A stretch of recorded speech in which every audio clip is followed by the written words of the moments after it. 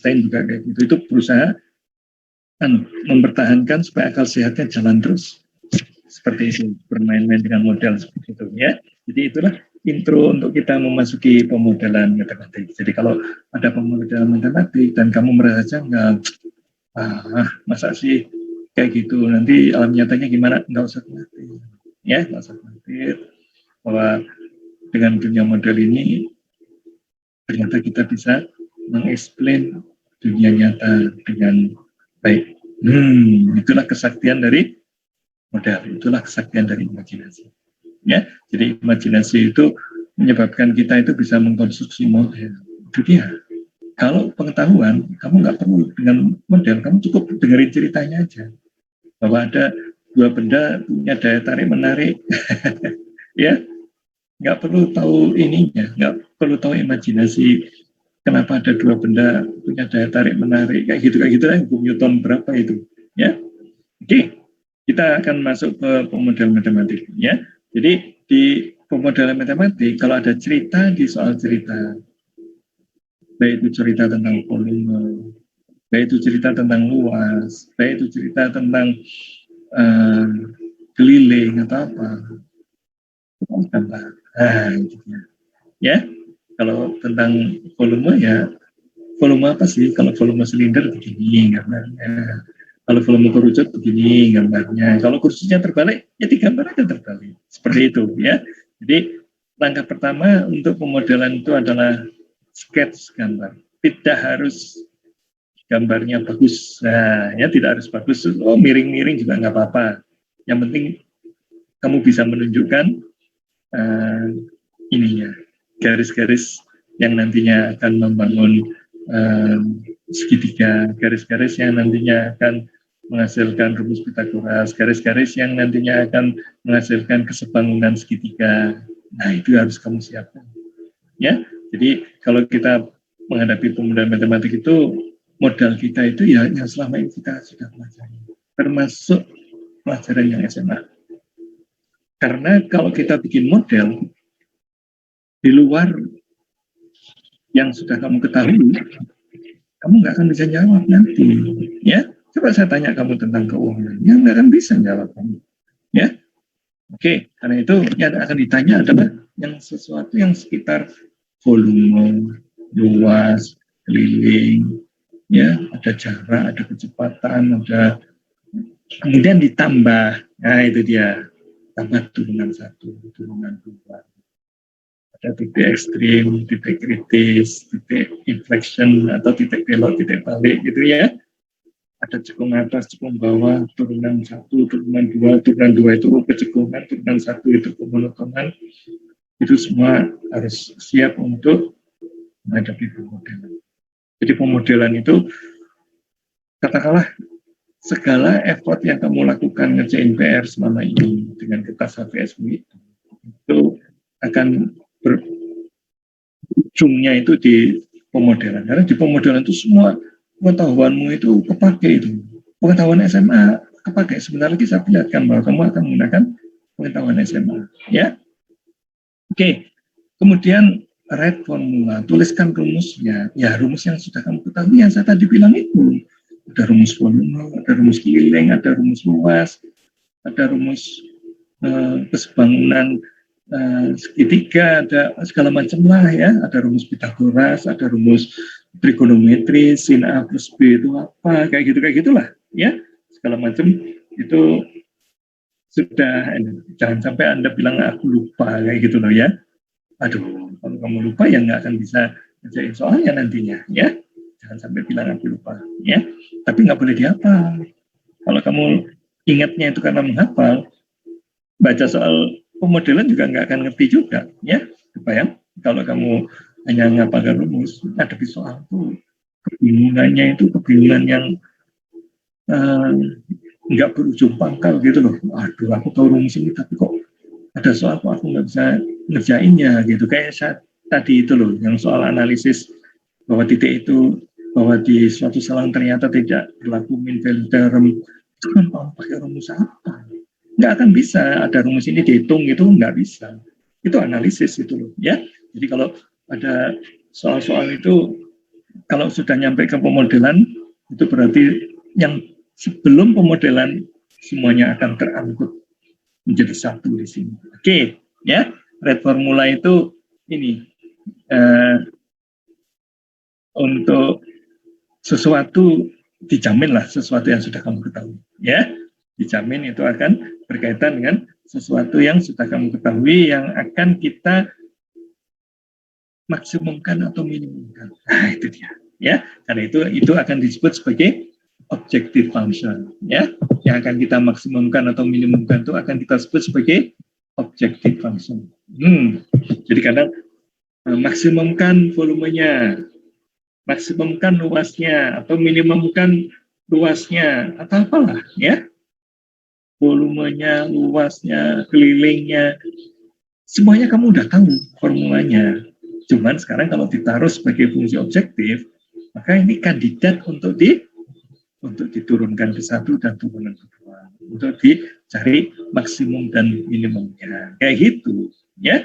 Jadi kalau ada soal pemodelan, most of the time kamu kan sudah menduga soal pemodelan itu most of the time saya akan pakai turunan 1 dan turunan 2. Itu aja dulu pegangan kamu.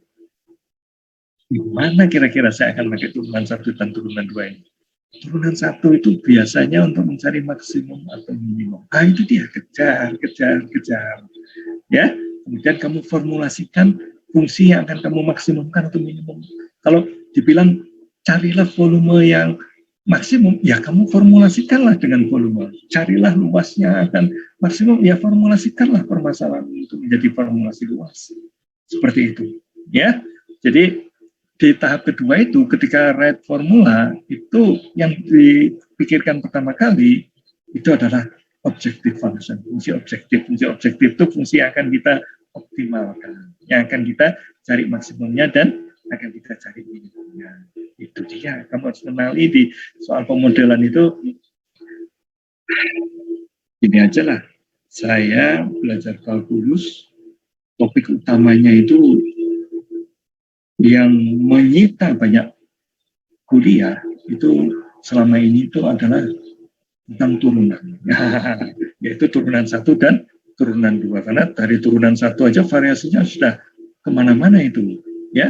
Ada maksimum minimum, ya, titik ekstrim, titik kritis, kemudian ada kemonotonan, ya, itu baru turunan 1, ya. Nanti ketika turunan kedua, ya, kecekungan juga sebetulnya bisa diperalat dengan turunan 1 itu, ya. Kalau sampai turunan kesatunya itu tidak berubah arah, ya, itu kecekungannya juga nggak berubah arah, kayak gitu, ya. Di titik itu dia kok tetap fungsinya naik, kayak gitu loh. Kalau tetap fungsinya naik, maka dia kemungkinan seperti itulah, ya, kecekungannya tidak berubah, kayak gitu, ya. Bisa untuk suspek itu turunan pertamanya itu, atau dibalik, kalau fungsinya itu nggak sampai terjadi perubahan kecekungan, ya, maka itunya akan turunan pertamanya juga tidak akan berubah, kayak gitu loh, ya, seperti itu. Karena yang akan menyebabkan turunan pertama berubah itu kan turunan kedua, ya. Turunan kedua itu kan perubahan dari turunan ke 1, ya. Jadi kalau sampai turunan ke 1 itu tidak berubah, itu kan tandanya turunan kedua 0, ya. Turunan kedua 0 itu kan bukan positif, bukan negatif, bukan cekung atas, bukan cekung bawah. Nah, kayak gitu lah kira-kira caranya berpikir, ya. Jadi ketika masuk pemodelan itu, mungkin yang perlu kamu siapkan itu adalah kemampuan menggambar itu harus by default sudah selesai misalnya, ya. Menggambar pun kita harus tahu turunan ke 1 dan turunan kedua, kemonotonan, kecekungan, ya, titik optimumnya, maksimum minimum, ya, kemudian ada simetri tegak, simetri titik pusat, simetri miring, garis miring, kayak gitulah, ya, asimtot miring dan segala macamnya. Oke, nah di pemodelan juga semua itu semua itu potensi untuk bisa dimunculkan dalam pertanyaan. Tapi yang paling utama itu adalah turunan 1, turunan 2. Nah, itu dia. Rahasianya adalah di turunan 1 dan turunan 2. Ya, jadi soal apa aja lah hampir ya. Kayaknya turunan 1 dan turunan 2 itu mendominasi sekali untuk sampai nanti ujian tengah semester gitu kan ya. Kira-kira seperti itu. Tapi jangan dalam bentuk hafalan. Kalau dalam bentuk hafalan, kacau lah ya. Kamu tiba-tiba nggak bisa ngapa-ngapain dengan hafalan itu. Oke, kemudian segala persyaratan yang akan membatasi volumemu itu. Ya. Oke, segala hal yang akan membatasi use the condition, ya, yang akan mengaruhi key itu adalah objective functionnya, ya. Jadi segala sesuatu yang berkaitan dengan key, ya, itu kamu pegangi. Cara meganginya gimana? Gunakan apa yang sudah kamu ketahui, yaitu ilmu SMA tadi. Ilmu SMA itu apa, Pak? Kesebangunan segitiga, rumus Pitagoras, rumus trigonometri, terus volume lingkaran, volume keliling luas dan segala macam itu, ya. Jadi kalau kita nyampe ke tahap ketiga, ya, use condition itu, di situ Anda mulai curiga dengan gambarmu yang dari nomor 1 nih. Di gambar saya itu, saya menggambar narik garis-garis begini, itu terlihat ada kesebangunan segitiga. Nah, kalau ada kesebangunan segitiga, kamu boleh pakai sinus boleh, pakai kosinus boleh, pakai tangen juga boleh, kayak gitu. Pilih aja mana yang menguntungkan kamu. Sebentar lagi akan saya perlihatkan. Ada rumus dari kesebangunan segitiga itu, ada rumus tangen, ada rumus sinus atau rumus kosinus, ya, yang akan membuat kamu bisa memecahkan masalah. Oke, kemudian kalau sudah well defined fungsi objektifnya, maka carilah critical point. Ya, critical point itu apa? Critical point itu adalah kandidat titik ekstrim. Ya, jadi bisa titik-titik di ujung, bisa titik-titik yang stasioner, dan bisa titik-titik yang singular. Itu titik kritis. Carilah itu. Ya, kemudian pakailah pengetahuanmu tentang critical value itu untuk melangkah ke step kelima. Oke, nah ini dia. Ini soal yang gampang dulu. Ya, jadi kamu punya selembar kertas ukuran 24 kali 9. Kebayang? Ya, kemudian ujung-ujungnya kertas itu akan saya potong X kali X. Nah, ini dia. Ya. Pertama, ini ada kertas, ya. Kertasnya karton lah ya, kertas karton. Kemudian di kertas karton itu ujung-ujungnya mau saya potong menjadi begini. Nah, ya, masing-masing adalah X. Kok tahu, Pak? Ya baca lah soalnya. Ya, ini dia, baca soalnya dari sini. Nanti ini itu adalah cara kita menyelesaikan masalahnya itu. Ya, ini yang saya maksud dengan coba kamu gambarkan dari apa yang diketahui oleh soal yang diketahui apa sih? Rectangular box is to be made from piece of cardboard 4 kali 9. Itu udah tergambar ya. Oke, kemudian boxnya itu akan dibikin dengan cutting out identical square.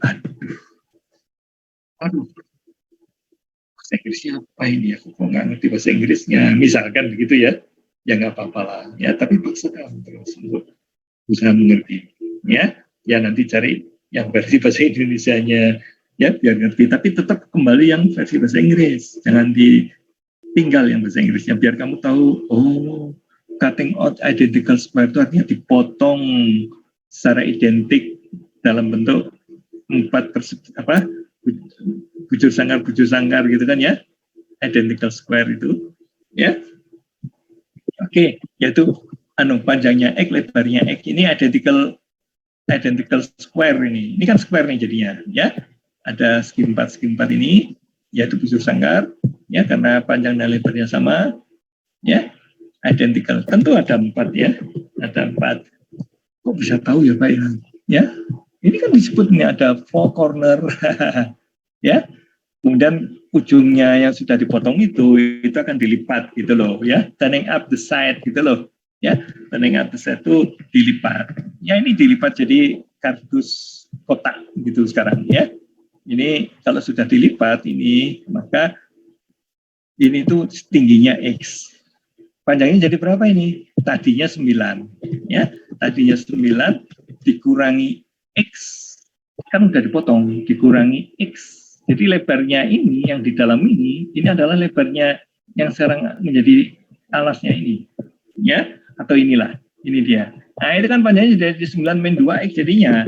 Iya, ini 9 dikurangi X dikurangi X, itu kan jadinya yang ini sekarang. Jadi yang ini itu adalah 9 kurangi 2E. Dan yang ini itu kan nantinya akan menjadi alasnya karton kita. Ini dia menjadi alasnya karton kita.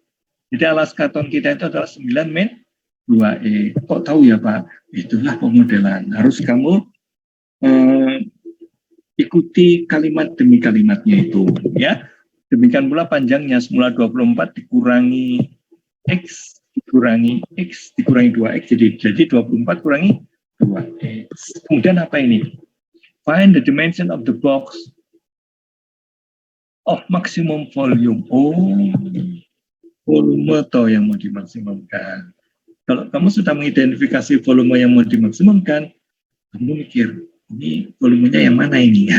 Ya, ini kan kertas 4 persegi panjang 24 kali 9. Oh tiba-tiba ada volume sih, ya, aduh kok tiba-tiba ada volume ya, ini kan katanya kertas, ya berarti kamu nggak tahu ada cutting out identical square, kemudian di turning up gitu, bahasa Inggrisnya berarti nggak ngerti nih. Nah nanti kalau di ujian, itu kan pakai bahasa Indonesia, usahakan kamu ngerti, ya, usahakan kamu ngerti. Andaikan ini ujiannya luringnya, saya kan suka keliling-keliling di tempat ujian. Nanti kalau ada Pak, ini maksudnya apa Pak? Mungkin saya terangkan. Ya, mungkin saya terangkan. Ini itu maksudnya ini. Selebihnya kamu hitung sendiri ya. Gitu. Ya, jadi maksud dari soalnya itu kadang saya masih bersedia ini membantu menafsirkan kalimat-kalimat yang memang kelihatannya ini kayaknya cuma kalimat terjemahan ini, sehingga kalimatnya janggal gitu kalau dibaca. Gitu loh kira-kira. Ya. Nah, saya bantu terjemahkan. Maksudnya begini, gini. Udah, selebihnya jangan nanya saya lagi ya. Nanti nanya fungsi objektifnya yang mana, Pak? Oke, nah di sini karena yang mau dimaksimumkan volume, jadi kamu harus nyari objektif fungsinya Q tadi itu, ya, itu sebagai yang akan dimaksimumkan. Nah, yang mau dimaksimumkan kan volumenya ini sekarang, ya. Volumenya ini. Jadi luas alas kali tinggi. Ini kan 4 persegi panjang alasnya, kemudian kotak itu kan cuma tegak lurus ke atas ya. Jadi setengah alas kali tinggi. Alasnya berapa? 24 kurangi 2X dikalikan dengan 9 kurang 2X. Itu alasnya itu. Yaitu ini dia. Ya, ini alasnya. Ini itu alasnya. Tingginya X. Ini X-nya ini. Ya. Tingginya X-nya. Jadi luas alas kali tinggi itu adalah volumenya. Kalau sudah ketemu dan kita disuruh mencari maksimumnya, ya kita cari. Ya, kita cari. Sekarang kita cari, ini kan fungsi, domainnya di mana? Itu dia.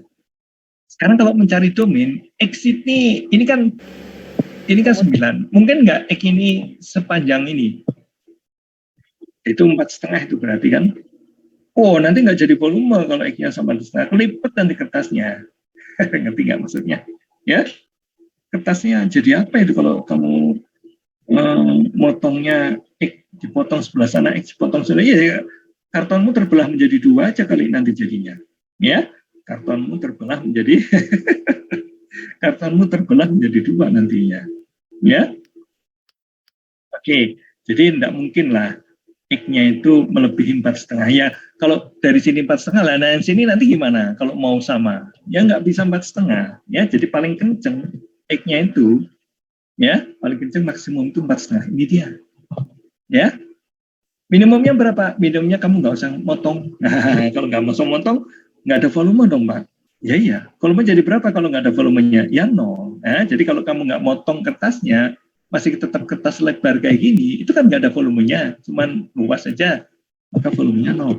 Nah, itu dia. Jadi antara volume 0 dengan volume volume 0 itu nggak ada volumenya ya. Ini juga nggak ada volumenya nih 4,5 ya. Aduh, untungnya gimana 4,5 ya. Oke. Oke, kalau lebih dari 4,5, kalau 4,5 masih bisa ya. Kalau 4,5 masih bisa, tapi tidak ada alat untuk nutupnya jadinya ya. Nggak ada alat untuk kayak kamu bayangkan sendirilah kalau itu pas 4,5 itu jadinya gimana ya. Kalau pas 4,5,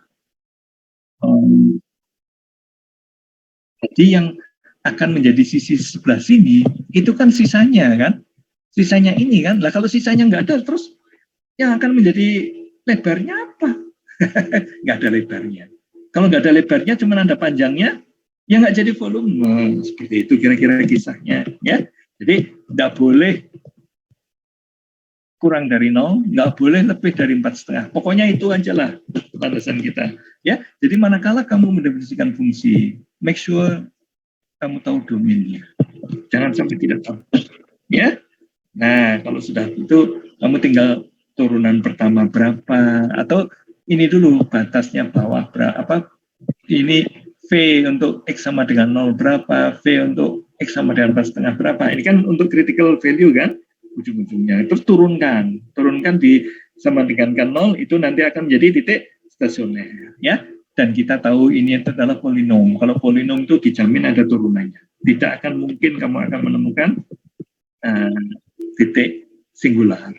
Kecuali kalau fungsinya dipotong-potong gitu loh ya. Di domain ini fungsinya ini, di domain ini fungsinya itu. Nah itu urusan lain. Tapi kalau yang ini dijamin ada turunannya ya. Jadi nilai fungsi singular nggak ada. Karena itu saya masih punya harapan bisa menemukan maksimumnya. Ya, oke. Jadi dvdx equal sama dengan 0 itu adalah alat kita untuk menjajaki critical value, critical point. Ya, oke. Nah ini dia critical point-nya. Ya, kita akan ketemu yang seperti ini. Ya, difaktorkan seperti ini, maka ini sama dengan 0, maka kita punya X sama dengan 2 atau X sama dengan 9. Nah, ya, tapi lihat, X sama dengan 2 bisa enggak? Tadi kan syaratnya 0 sampai 4,5.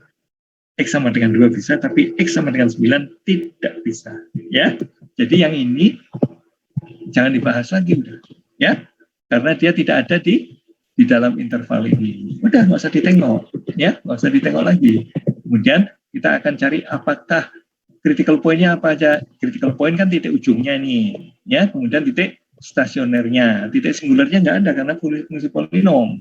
Kalau fungsinya rasional, ya saat apa dibagi apa gitu, nah itu kemungkinan akan ada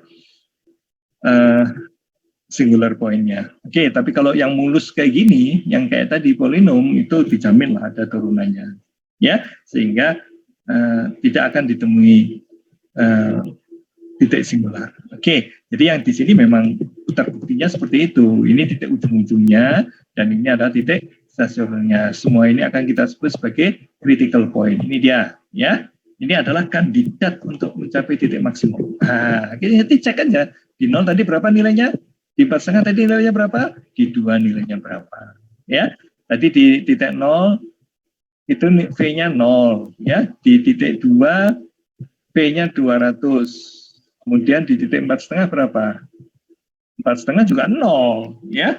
Jadi yang ini ujung-ujungnya ini tadi, ya, itu memang membuat volumenya 0 itu, ya. Volumenya 0, karena itu volume yang optimalnya itu adalah ini. Nah ini gaya-gaya ada bau-bau SMA-nya gitu kan. Turunkan pertama sama dengan K0, ketemu langsung kita menduga itu akan titik maksimum. Nah ya itu loh ya.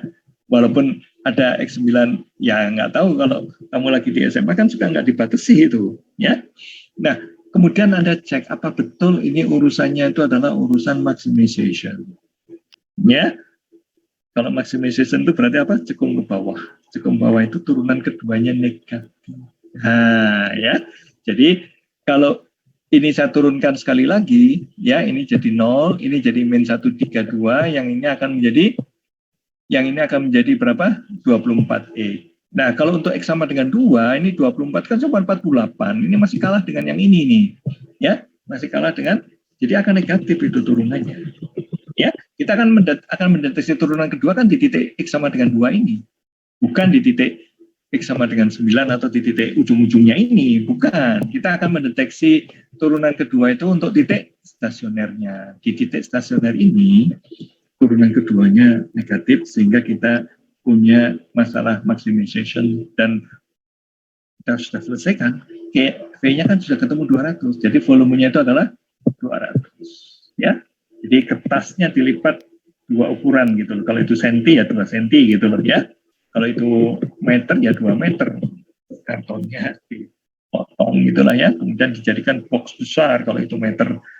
Kalau mau jadikan box kecil kan itu untuk kado gitu kan ya. Potong 2 senti gitu. Aduh, mau isinya apa ini? 24 kali 9 dipotong 2 senti, 2 senti. Ya, bisa untuk rumah jangkrik kali ya. Kalau Anda pernah mendarat jangkrik. Oke, ini sekarang udah 12.54 ya. Jadi kita sudah mulai bicara agak banyak tentang pemodelan. Ya, jangan sampai Anda nggak punya pegangan untuk masuk ke pemodelan. Ya, take it for granted turunan 1, turunan 2. Kayak gitu aja dulu. Ya, pokoknya turunan 1 dan 2 pasti nih. Nah, kayak gitulah ya. Karena di pemodelan itu akan ada masalah fungsi objektif, akan ada memaksimumkan atau meminimumkan. Ya, saya kira saya sudahi dulu pertemuan kita akan ketemu hari Senin, ya. Kemungkinan kita akan bahas contoh-contoh ya yang banyak. Kemudian kita akan ketemu lagi hari Kamisnya, kemudian ujian deh, gitulah ya. Kemudian ujian deh. Oke, UTS maksudnya. Oke, saya kira saya sudahi dulu. Kemudian kita akan ketemu lagi hari Senin. Terima kasih. Assalamualaikum.